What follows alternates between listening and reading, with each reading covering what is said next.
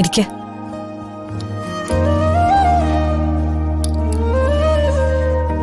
തിരുമേനിയും കുടുംബവും ഇന്നലെ സമാധാനമായിട്ട് ഉറങ്ങിയിട്ടുണ്ടോ അല്ലേ ചേച്ചി? തീർച്ചയായിട്ടും. മോൾക്ക് വേണ്ടി എന്തെങ്കിലുമൊക്കെ ചെയ്യണമെന്ന് മനസ്സിലാഗ്രഹിച്ചിരുന്നു. ഓരോന്നോരോന്നായിട്ട് ഈശ്വരൻ കൺമുന്നിലേക്ക് എത്തിച്ചേരല്ലേ. ദേവനാരായണൻ തിരുമേനിയുടെ സാമ്പത്തിക പ്രശ്നങ്ങൾ ഇതോടെ അവസാനിക്കും. ഇനി അവിടെ എന്ത് തന്നെ ഉണ്ടായാലും മോളുടെ കയ്യിൽ പണം കൊടുത്തു വിടണം. അതൊന്നും പറയാൻ പറ്റില്ല. ഇപ്പൊ തന്നെ സഹായിച്ചത് ഒരല്പം കൂടുതലാ. ഈ കടം തന്നെ എങ്ങനെ വീട്ടെന്നുള്ള പരിഭ്രമത്തിലായിരിക്കും രാധിക മോള്. അവള് പറയട്ടെ.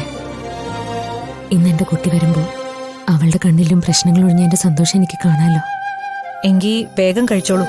രാധിക വരാനുള്ള സമയമായിട്ടുണ്ട്.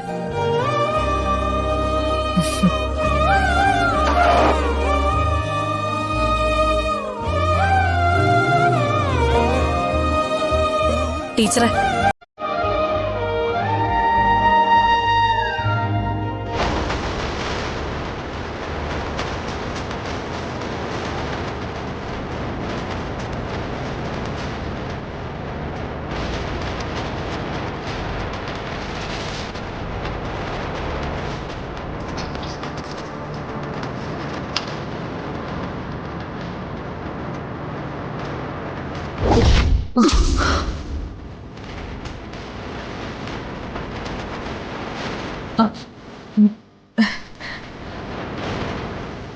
കുട്ടി,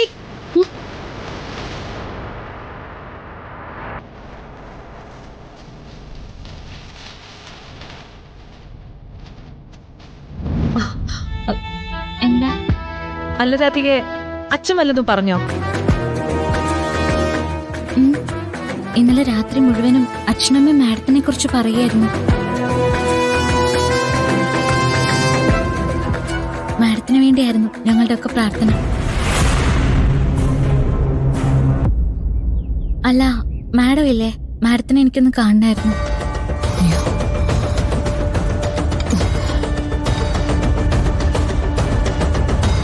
അതിനെന്താ, മാഡം ഇവിടെ തന്നെ ഉണ്ട്, നമുക്ക് കാണാലോ.